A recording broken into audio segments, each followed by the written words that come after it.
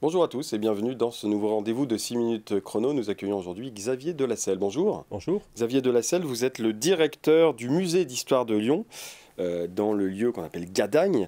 Alors, le musée ouvre une nouvelle exposition à partir du 17 octobre jusqu'au 1er novembre sur le Moyen-Âge. Sur le merveilleux Moyen-Âge, avec comme fil conducteur l'abbaye de l'île Barbe, un voyage aux portes de Lyon. Déjà, alors, c'est vrai que c'est important parce qu'il y a à peu près une grosse exposition au musée d'histoire de Lyon par an, donc voilà pourquoi on en parle. Mais finalement, qu'est-ce qui a inspiré cette nouvelle exposition sur le Moyen-Âge?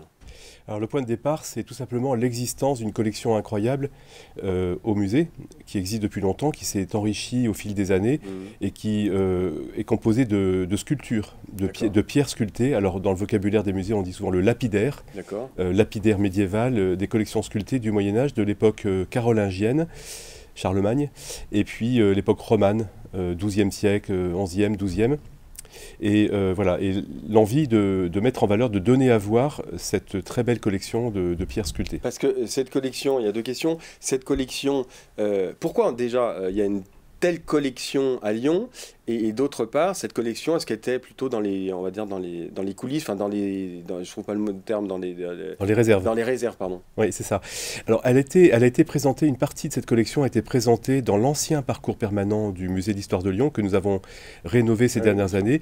Et la particularité, c'est qu'elle provient majoritairement des églises et surtout des abbayes, des monastères qui ont connu leur période florissante au Moyen-Âge et qui, mais qui étaient dans la périphérie de la ville pour la plupart, notamment l'abbaye de l'île Barbe ou l'abbaye de Savigny, c'est dans le Rhône, dans le département, mais ça ne raconte pas très bien l'histoire de la ville, mais ça fait partie du territoire des environs de Lyon. Et là, on a choisi de les mettre en valeur pour elles-mêmes, et puis pour ce qu'elles racontent de l'histoire d'un territoire un peu plus large que celui de la ville de Lyon. Alors, la thématique, on l'a dit, c'est le merveilleux Moyen-Âge. Ça aurait pu être le Moyen-Âge, mais pourquoi le merveilleux? Quelle est l'importance du merveilleux au Moyen-Âge?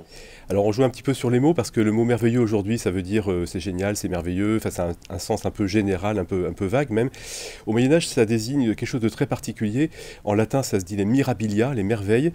Et le merveilleux, ça renvoie à l'imaginaire des hommes et des femmes du Moyen-Âge qui voyaient des choses surnaturelles, des choses étranges qu'on ne pouvait pas expliquer, qui ne s'expliquaient pas par le niveau de connaissance que l'on avait, mais qui étaient presque naturel. Le surnaturel, d'une certaine façon, était naturel. La question n'était pas de savoir si les monstres existent, si des créatures fantastiques existent ou n'existent pas.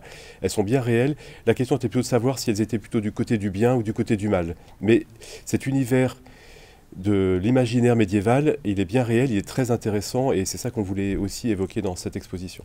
Donc j'imagine que les objets phares ou les pièces les plus remarquables vont tourner autour de cet imaginaire, de ce surnaturel. Tout à fait. Alors en particulier, pour reprendre un exemple tout simple, c'est le bestiaire médiéval, les animaux. Les animaux qui sont représentés, des animaux réels, ou des animaux réels mais que les gens du Moyen-Âge ne pouvaient pas voir chez eux, par exemple des éléphants, on se les imaginait par des récits de voyage, donc comment ils sont représentés, ou les signes du zodiaque aussi, qui représentent le temps qui passe, et dans les abbayes, on avait souvent des représentations des signes du zodiaque, dans lesquels on voit des animaux, ou bien des animaux fantastiques, qui ont perduré ensuite dans la fantaisie, ou dans ce qui a suivi dans la pop culture, donc par exemple le griffon qu'on trouve dans Harry Potter par exemple. Exactement. C'est vrai que le Moyen-Âge, on en a une idée un peu d'une époque quand même un peu sombre. C'est l'image globale qu'on a quand même du Moyen-Âge. Vous parliez du merveilleux, de ce surnaturel. Qu'est-ce que vous souhaitez changer dans le regard du public justement avec cette exposition sur le merveilleux au Moyen-Âge? Alors il y a vraiment quelque chose qui traverse toute l'exposition, c'est la question du vrai et du faux. À un moment donné, on voulait d'ailleurs se rapprocher d'Alexandre Astier et de Kaamelott et d'appeler l'exposition Le Moyen-Âge, c'est pas faux. Et parce qu'en fait, là, ce qui est nouveau dans cette exposition aussi, c'est la mise à disposition du public des résultats de travaux scientifiques récents, notamment des archéologues. On a travaillé avec la direction d'archéologie de la ville de Lyon.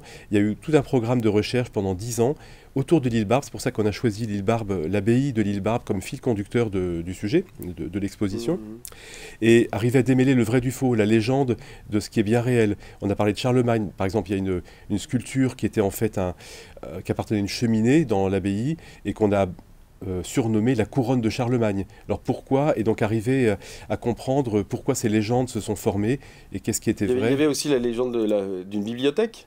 Absolument. Bibliothèque de Charlemagne sur l'île Barbe, il me semble. Oui, c'est ça. Alors, on ne sait rien vraiment de la présence, de l'intervention de Charlemagne. Par contre, à l'époque de Charlemagne, l'évêque de Lyon de l'époque a eu une influence très importante à Lyon et sur l'abbaye de l'île Barbe, notamment sur l'écriture ce qu'on appelle un scriptorium, c'est-à-dire recopier des manuscrits. On en présente d'ailleurs dans l'exposition prêtée par la bibliothèque municipale. Et donc cette époque carolingienne, de cette époque carolingienne et d'époque de Charlemagne, il y a eu toute une série de récits qui se sont forgés parfois à l'époque du Moyen-Âge lui-même et aussi ensuite. D'accord. En tout cas, voilà, vous nous avez bien teasé, si je puis dire, cette nouvelle expo du musée d'histoire de Lyon. Donc c'est le merveilleux Moyen-Âge, à la fois le surnaturel, ce qu'on disait, l'info, l'intox, c'est bien à la mode tout ça. En tout cas, voilà, cette exposition, c'est du 17 octobre 2025 au 1er novembre 2026. C'est ça. Musée Gadagne, dans le Vieux-Lyon. Et puis, juste une question de prix.